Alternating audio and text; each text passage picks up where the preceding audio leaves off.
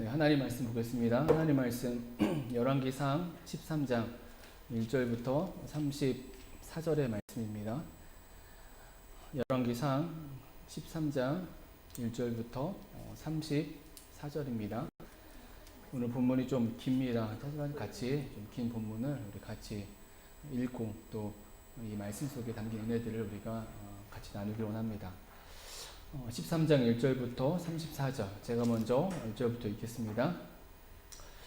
보라, 그때에 하나님의 사람이 여호와의 말씀으로 말미암아 유다에서부터 베델에 이르니 마침 여로보암이 제단 곁에 서서 분향하는지라. 하나님의 사람이 제단을 향하여 여호와의 말씀으로 외쳐 이르되 제단아 제단아 여호와께서 이와 같이 말씀하시기를 다윗의 집에 요시아라 이름하는 아들을 낳으리니 그가 내 위에 분향하는 산당 제사장을 내 위에서 제물로 바칠 것이요 또 사람의 뼈를 내 위에서 사르리라 하셨느니라. 그날에 그가 징조를 들어 이르되 이는 여호와께서 말씀하신 징조라. 제단이 갈라지며 그 위에 있는 재가 쏟아지리라 하매. 여로보암 왕이 하나님의 사람이 베델에 있는 제단을 향하여 외쳐 말함을 들을 때 제단에서 손을 펴며 그를 잡으라 하더라. 그를 향하여 편 손이 말라 다시 거두지 못하며. 하나님의 사람이 여호와의 말씀으로 보인 징조대로 제단이 갈라지며 재가 제단에서 쏟아진지라. 왕이 하나님의 사람에게 말하여 이르되 청하건대 너는 나를 위하여 내 하나님 여호와께 은혜를 구하여 내 손이 다시 성하게 기도하라. 하나님의 사람이 여호와께 은혜를 구하니 왕의 손이 다시 성하여 전과 같이 되니라. 왕이 하나님의 사람에게 이르되 나와 함께 집에 가서 쉬라. 내가 내게 예물을 주리라. 하나님의 사람이 왕께 대답하되 왕께서 왕의 집 절반을 내게 주할지라도 나는 왕과 함께 들어가지도 아니하고 이곳에서는 떡도 먹지 아니하고 물도 마시지 아니하리니. 이는 곧 여호와의 말씀이 내게 명령하여 이르시기를 떡도 먹지 말며 물도 마시지 말고 왔던 길로 되돌아가지 말라 하셨음이니이다 하고. 이에 다른 길로 가고 자기가 베델에 오던 길로 되돌아가지도 아니하니라. 베델에 한 늙은 선지자가 살더니 그의 아들들이 와서 이날에 하나님의 사람이 베델에서 행한 모든 일을 그에게 말하고 또 그가 왕에게 드린 말씀도 그들의 아버지에게 말한지라. 그들의 아버지가 그들에게 이르되 그가 어느 길로 가더냐 하니 그의 아들들이 유다에서부터 온 하나님의 사람의 가는 길을 보았음이라. 그가 그의 아들들에게 이르되 나를 위하여 나귀의 안장을 지우라. 그들이 나귀의 안장을 지우니 그가 타고 하나님의 사람을 뒤따라가서 상수리 나무 아래 앉은 것을 보고 이르되 그대가 유다에서 온 하나님의 사람이냐 대답하되 그러하다. 그가 그 사람에게 이르되 나와 함께 집으로 가서 떡을 먹으라. 대답하되 나는 그대와 함께 돌아가지도 못하겠고 그대와 함께 들어가지도 못하겠으며 내가 이곳에서 그대와 함께 떡도 먹지 아니하고 물도 마시지 아니하리니. 이는 여호와의 말씀이 내게 이르시기를 내가 거기서 떡도 먹지 말고 물도 마시지 말며 또 내가 오던 길로 되돌아가지도 말라 하셨음이로다. 그가 그 사람에게 이르되 나도 그대와 같은 선지자라. 천사가 여호와의 말씀으로 내게 이르기를 그를 내 집으로 데리고 돌아가서 그에게 떡을 먹이고 물을 마시게 하라 하느니라 하니 이는 그 사람을 속임이라. 이에 그 사람이 그와 함께 돌아가서 그의 집에서 떡을 먹으며 물을 마시니라.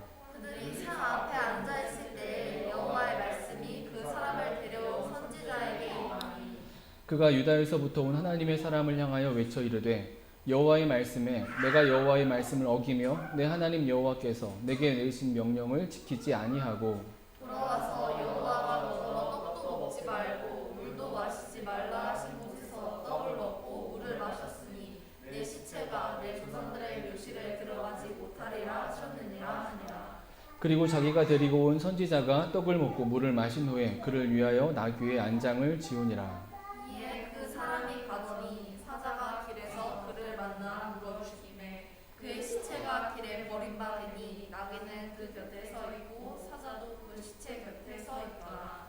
지나가는 사람들이 길에 버린 시체와 그 시체 곁에 선 사자를 보고 그 늙은 선지자가 사는 성읍에 가서 말한지라.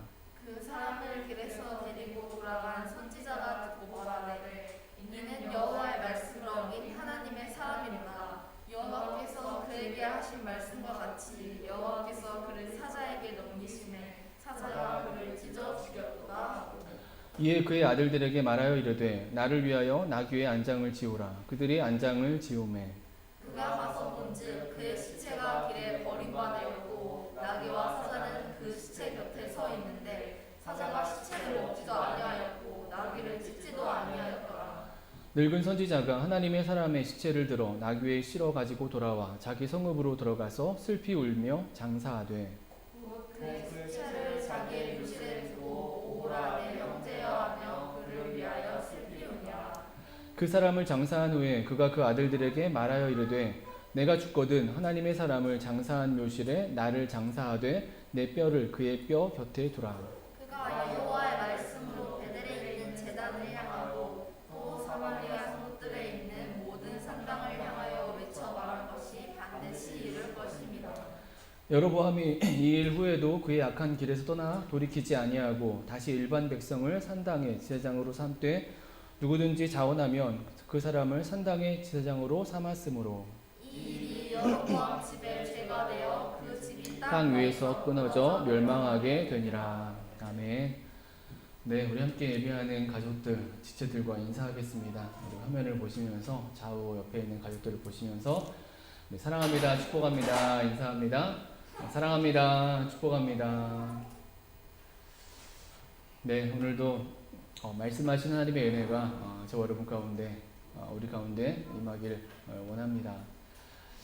우리는 지난 몇 주를 통해서 하나님의 진심, 하나님 나라를 향한 하나님의 진심에 대한 말씀을 우리가 나누었습니다.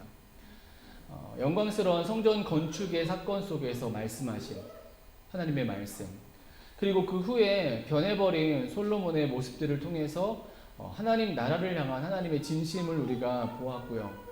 그 하나님의 진심이 실행된 것이 새로운 이스라엘, 여로보암을 통해 세워지는 북이스라엘이었다라는 말씀이었습니다. 하지만 여로보암을 지난주 들었던 말씀대로 여로보암은 자신의 생각 속에서 자신의 안위와 안전을 위해서 정하신 율법을 어기는 베델과 단에 제단을 세우고 금송아지의 형상을 만들고 레위인이 아닌 사람들을 제사장으로 삼고 심지어 절기의 날짜까지 바꾸는 그런 과정을 통해서 하나님의 진심을 저버렸다라는 거였어요. 하나님 나라를 향한 하나님의 그 진심을 그 시작부터 무너뜨렸다라는 것이죠. 우리가 들었던 그 말씀들은 참으로 안타까운 모습이 아닐 수 없습니다. 하나님의 특별한 은혜 안에서 시작했는데 그 은혜를 헌신짝처럼 버렸고 그로 인해 대대로 악한 자의 표본이라는 저주를 받게 되어졌다라는 것이죠. 오늘 다시금 이 마지막 시대 하나님 나라를 향한 하나님의 진심을 받은 인생들로서 저와 여러분의 우리의 모습이 하나님의 진심을 온전히 행하는 하나님의 진심에 합당한 모습으로 주어진 하나님 나라를 살아가는 저와 여러분 우리 그 공동체 교회가 되어지게 되길 주님의 이름으로 축원합니다. 오늘 본문은 그러한 하나님의 진심을 저버렸던 여로보암에 대한 계속된 말씀인데요. 이미 범죄했고 버림받은 자가 분명한데 여로보암에 관련해서 어떤 말씀들이 계속 추가로 들려지고 있다라는 거예요. 오늘 이 13장의 말씀, 이 본문이 우리에게 들려주고자 하는 메시지는 과연 무엇일까요? 하나님 나라의 그 의미 안에서 하나님의 진심을 저버린 나라고 또 인생인데 특별히 더해 들려지고 있는 말씀, 무언가 우리에게 들려지는 특별한 의미가 담겨져 있다라는 것이죠. 우리가 오늘 말씀 긴 본문을 다 읽었는데요. 말씀을 읽었듯이 오늘 본문의 말씀은 유다에서 온 한 선지자, 하나님의 사람, 선지자에 대한 말씀이에요. 하나님의 명령을 받고 유다에서 와서 선지자가 베델의 제단에 있는 여로보암에게 나아가 하나님의 말씀을 선포합니다. 예언을 하죠. 그리고 그 일을 마친 선지자가 돌아가는데 그 돌아가는 중에 베델 지역에 있는 한 늙은 선지자로 인해서 이제 죽게 된다라는 것이 우리가 읽은 말씀의 전반적인 내용입니다. 이 선지자에 대한 관한 이 말씀, 하나님 나라의 관점에서 이 본문이 가진 이 선지자가 들려주고자 하는 메시지는 무엇인가 그 의미가 사실 잘 드러나지지 않아요. 그래도 1절부터 10절에 그 선지자가 베델에 세워진 단에서 여로보암에게 선포하는 그 메시지는 나름 하나님의 진심을 저버린 그 여로보암, 북이스라엘을 향해 주시는 말씀, 메시지라고 우리가 생각해 볼 수 있지만 11절 이후로 이어지는 그 선지자가 죽음을 당하는, 죽게 되는 그 말씀은 무언가 우리가 들어왔던 하나님 나라의 그 의미 안에서 잘 이해가 되지 않는다라는 거예요. 그래서 보통의 설교자들은 이 부분을 두 부분으로 나누어서 말씀의 의미를 찾는 경향이 있는데요. 우리는 오늘 하나의 메시지로 의미들을 생각해 보려고 해요. 그래서 찾은 오늘 말씀의 제목입니다. 오늘 말씀의 제목, 오직 여호와의 말씀대로. 오직 여호와의 말씀대로.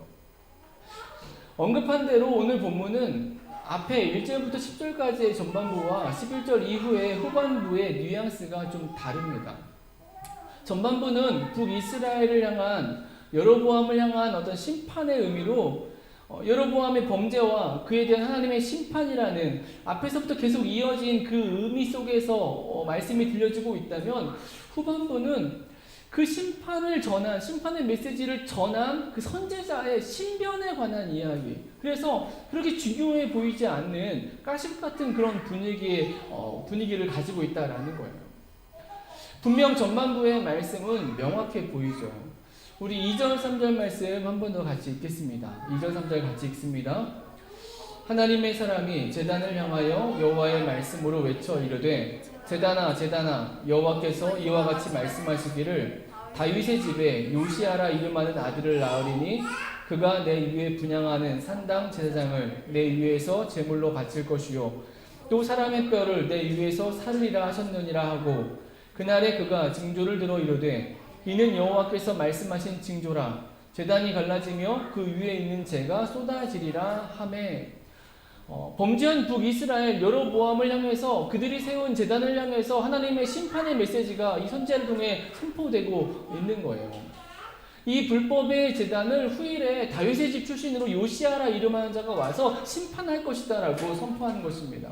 그리고 이 말이 진짜인 것이 그 증거로 지금 이 제단이 갈라지고 그 위에 재가 쏟아질 것이다 라고 말씀합니다. 그리고 실제로 이 징조가 이루어집니다. 4절 5절의 말씀이 그 말씀이에요. 우리 4절 5절도 읽습니다. 여로보암 왕이 하나님의 사람이 베델에 있는 제단을 향하여 외쳐 말함을 들을 때에 제단에서 손을 펴며 그를 잡으라 하더라. 그를 향하여 편 손이 말라 다시 거두지 못하며 하나님의 사람이 여호와의 말씀으로 보인 징조대로 제단이 갈라지며 재가 제단에서 쏟아진지라. 심판을 선포하는 그 선지자를 여로보암 왕이 제지하려다가 손이 굳어지게 되는데 그와 동시에 선지자가 말한 대로 그 제단이 갈라지고 재가 쏟아졌다라는 거예요. 선지자의 예언이 그대로 나타난 것입니다. 그리고 실제로 이스라엘의 역사 속에서 후에 열왕기의 역사를 보면은 이 일이 그대로 이루어졌다라고 성경은 증거하고 있어요. 그 말씀이 열왕기하 23장 15절이에요. 이렇게 말씀합니다. 또한 이스라엘에게 범죄하게 한 느밧의 아들 여로보암이 베델에 세운 제단과 산당을 왕이 헐고 또 그 산당을 불사르고 빻아서 가루를 만들며 또 아세라 목상을 불살랐더라. 이 말씀은 남유다의 왕인 요시야 왕에 대한 행적의 그 말씀으로 오늘 본문의 선지자가 예언한 대로 베델에 세운 단을 요시야 왕이 무너뜨렸다라고 역사는 기록하고 있다는 거예요. 그러니까 한마디로 하나님의 심판의 메시지라는 거예요. 오늘 본문의 전반부의 말씀은 범죄함에 대해서 하나님께서 행하시는 대가, 심판의 말씀이 들려주고 있는 것입니다. 하나님 나라를 향한 하나님의 진심을 저버림은 반드시 그 대가를 진다라는 사실이에요. 지난주 살펴본 말씀처럼 구약의 아간이나 신약의 아나니아 삽비라 부부처럼 더 무섭고 더 중한 징계를 받게 된다라는 것이죠.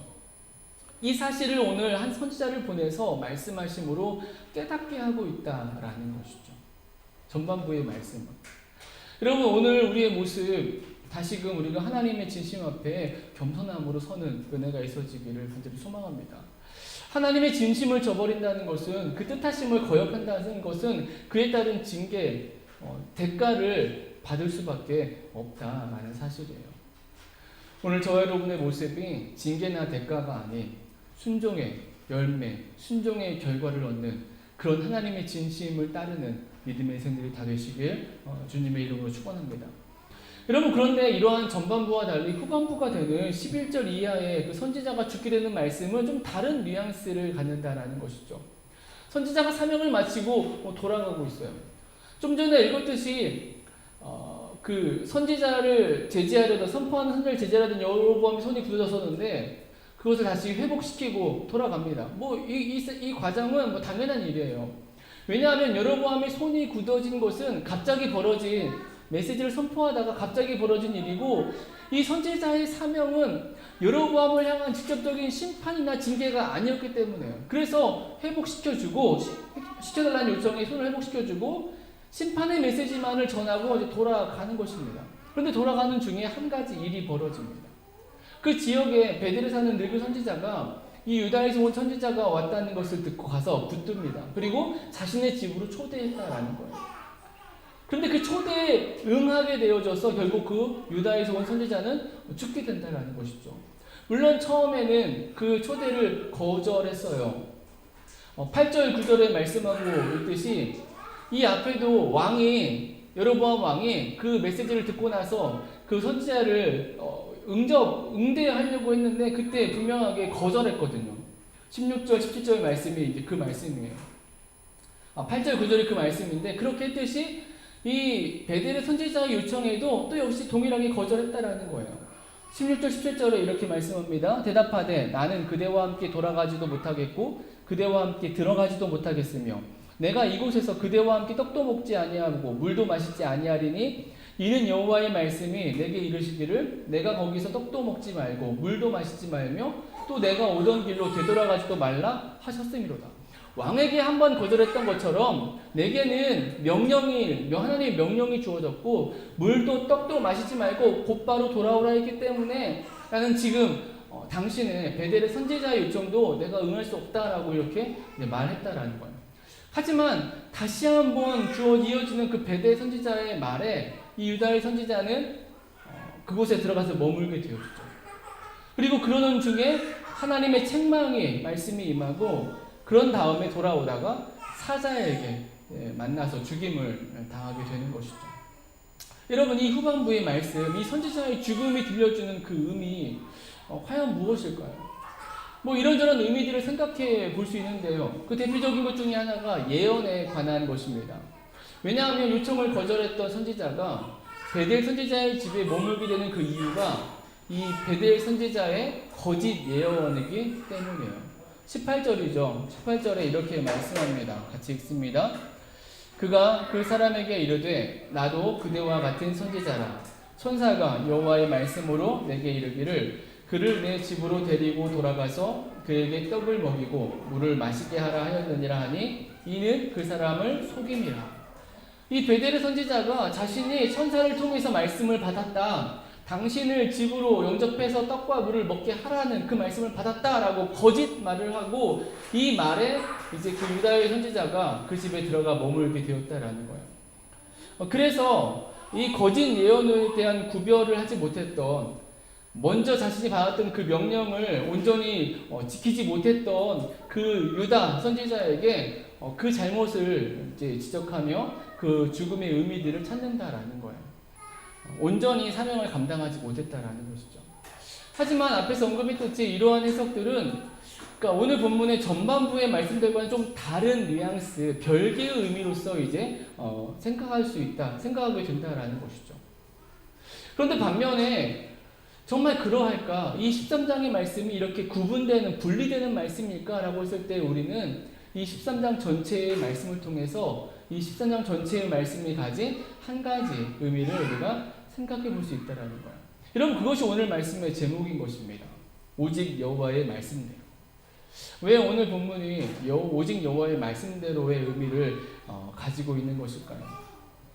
우리는 이런 의미를 오늘 본문의 후반부의 말씀에서 먼저 생각해 볼 수 있는데요. 그것이 오늘 본문이 말하고 있는 심판의 메시지를 전한 그 선지자의 죽음의 이유예요. 죽는 이유입니다. 오늘 본문은 분명하게 그 이유를 말씀하고 있습니다. 그 말씀이 21절, 22절입니다. 우리 같이 읽습니다. 21절, 22절 같이 읽습니다. 그가 유다에서부터 온 하나님의 사람을 향하여 외쳐 이르되 여호와의 말씀에 내가 여호와의 말씀을 어기며 내 하나님 여호와께서 내게 내리신 명령을 지키지 아니하고 돌아와서 여호와가 너더러 떡을 먹지 말고 물도 마시지 말라 하신 곳에서 떡을 먹고 물을 마셨으니 내 시체가 내 조상들의 묘실에 들어가지 못하리라 하셨느니라 하니라. 21절 뒤에 보면은 내가 여호와의 말씀을 어기며 내 하나님 여호와께서 내게 내리신 명령을 지키지 아니했다.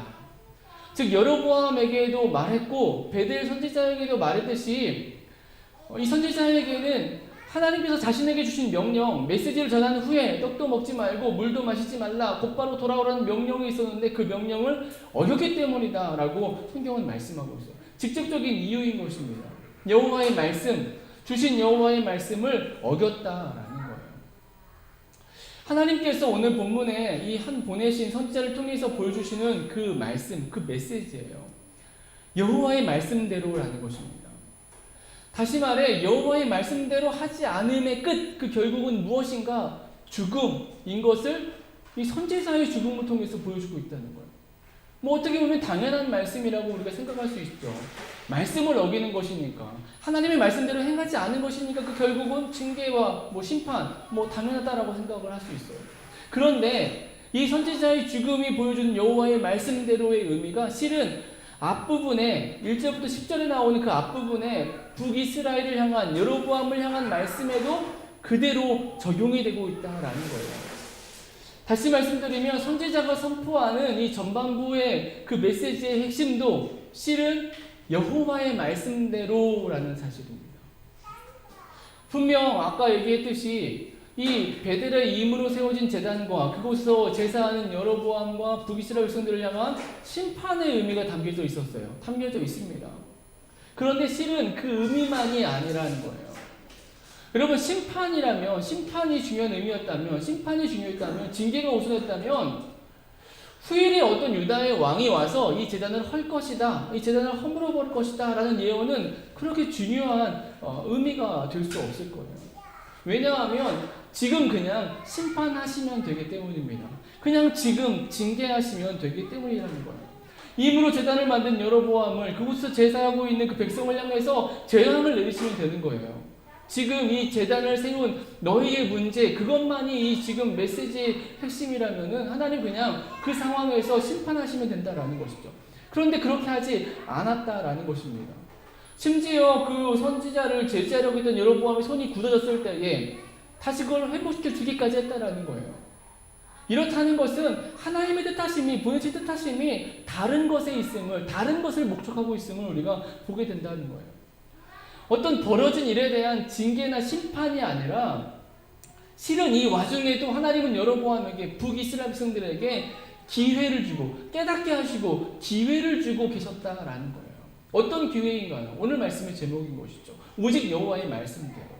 오직 여호와의 말씀대로 돌이키라는 거예요. 다시 여호와의 말씀대로 서라는 것입니다. 여호와의 말씀을 어긴 이 백성들에게, 이 여로보암 왕에게, 이 새로 시작된 이스라엘에게 오직 여호와의 말씀대로 다시금 돌이킬 것에 대한 은혜와 기회를 주고 있다는 거예요. 새롭게 시작된 이 하나님의 나라 북이스라엘은 지금 끝나지 않습니다. 하나님의 진심을 저버리기까지 했는데, 무너뜨렸는데 시작부터. 그렇다고 해서 지금 끝나지 않아요. 오히려 더 계속 되어진다라는 거예요. 하나님의 나라, 시작된 하나님의 나라는 계속 이어진다라는 것입니다. 여러분, 그 이유가 무엇이냐? 하나님 그렇게 인도하시기 때문에 그래요. 인간들의 상태나 상황에 따라 상관없이, 그 상황과 형편에 상관없이 하나님의 자비와 긍휼 속에서 시작된 하나님의 나라는 계속 이어져 간다라는 하나님의 은혜 안에서. 그래서 중요한 것은 지금 여로보암과 북이스라엘, 시작된 북이스라엘은 하나님의 말씀을 어겼고 범죄했지만 더 중요한 것은 앞으로의 하나님 나라, 그 이후로의 하나님 나라, 새로운 이스라엘의 모습이고, 그런 의미 속에서 오늘 본문은 하나님이 지금 특별하게 보내신, 긴급하게 보내신 그 메시지의 현장이 되고 있다는 거예요. 미래에 있어질 심판을 예언하게 하시면서 그러면서 돌이키라고 말씀하고 있다는 거죠. 특별히 그 메시지를 전하는 선지자에게 사명을 다 행한 다음에 돌아오는 방법까지 전해주셨어요. 그냥 가서 메시지 선포하고 그냥 편하게 오면 될 것 같은데 그렇지 않았어요. 가서 메시지를 전하고 그곳에서 떡도 먹지 말고 물도 먹지 말고 목이 배고플 텐데 목이 마를 텐데 떡도 먹지 말고 물도 먹지 말고 돌아오는 길을 다시 똑같이 돌아오지 말고 다시 다른 길로 돌아오라라고 이렇게 말씀하셨다는 거예요. 이것은 뭐냐? 오직 말씀대로 네가 가서 전하고 너도 그 말씀대로 지켜 돌아와라 라고 하나님께서 지금 보여주고 계신다는 거예요. 그러니까 말씀대로 오직 말씀대로를 어긴 북이스라엘 여로보암에게 다시 말씀대로 돌이킬 것을 북이스라엘 시작해 하신 그 하나님의 진심을 다시 붙들고 다시 돌이킬 것을 보여주는 것이 이 13장 전체가 가지고 있는 그 의미가 된다는 거야. 그런데 이렇게 중요한 사명을 받은 무너져버린 시작했지만 바로 무너져버린 그 이스라엘을 향해서 하나님이 특별한 메시지를 주고 있는 그 중요한 사명을 받은 선지자가 베델이라는 선지자가 말하는 그 거짓 예언, 거짓말 앞에서 자신에게 주신 그 명령과 그 사명을 붙들지 못했기 때문에 하나님의 말씀대로 오직 말씀대로를 행하지 못했기 때문에 그 선지자마저 하나님을 사자를 통해서 죽게 하심을 통해서 깨닫게 하시고 분명하게 말씀해 주셨다라는 거예요. 여러분 오늘 본문이 가진 진정한 의미입니다.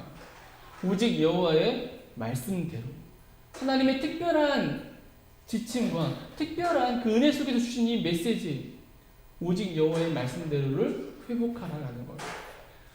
오직 여호와의 말씀대로만 살아야 하고 이것이 하나님께서 시작하신 하나님 나라의 모습이고 그 하나님의 진심인 것을 보여주고 있다라는 거예요. 실제 이러한 하나님의 중심을 깨닫습니다. 그 깨달음이 오늘 본문 속에 나타나죠. 선지자가 죽은 다음에 그 선지자의 시체 앞에서 깨달은 그 베델의 선지자의 말 속에 담겨져 있어요. 그 말씀이 26절입니다. 우리 26절 같이 읽습니다. 그 사람을 길에서 데리고 돌아간 선지자가 듣고 말하되 이는 여호와의 말씀을 어긴 하나님의 사람이로다.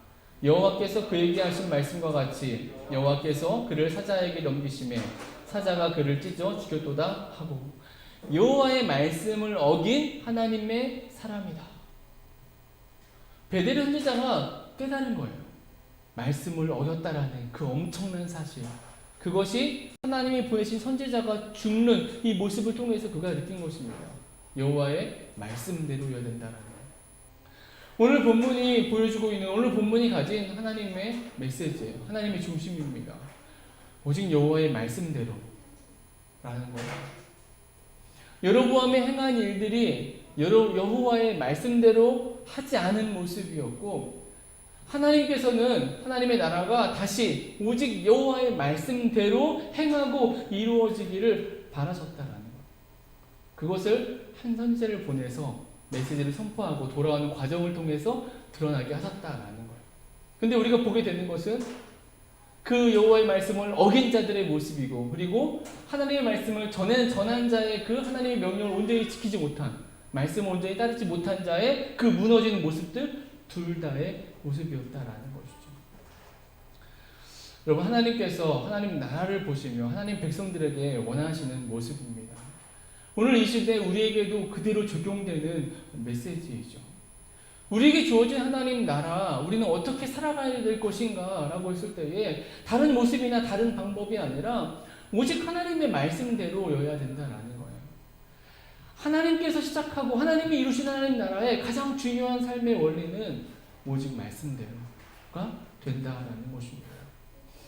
오늘 우리의 삶을 돌아보면서 우리의 중심이 우리의 가정의 모습이 우리의 직장 생활이 어떠한지를 우리가 다시금 돌아보는 은혜가 있어지길 소망합니다. 오직 하나님의 말씀대로 내가 생각하고 말하고 행동하고 있는지 하나님 나라, 하나님이 바라시는 하나님 나라의 모습입니다. 오직 여호와의 말씀대로 주어진 또 한 주를 우리가 이어가면서 저 여러분의 우리의 삶이 오직 여호와의 말씀대로의 삶을 살아감을 통해서 주신 하나님 나라를 보다 온전하고 바르게 살아내는 저 여러분 우리 그 공동체 교회가 되어지게 되길 주님의 이름으로 축원합니다. 우리 같이 기도합니다.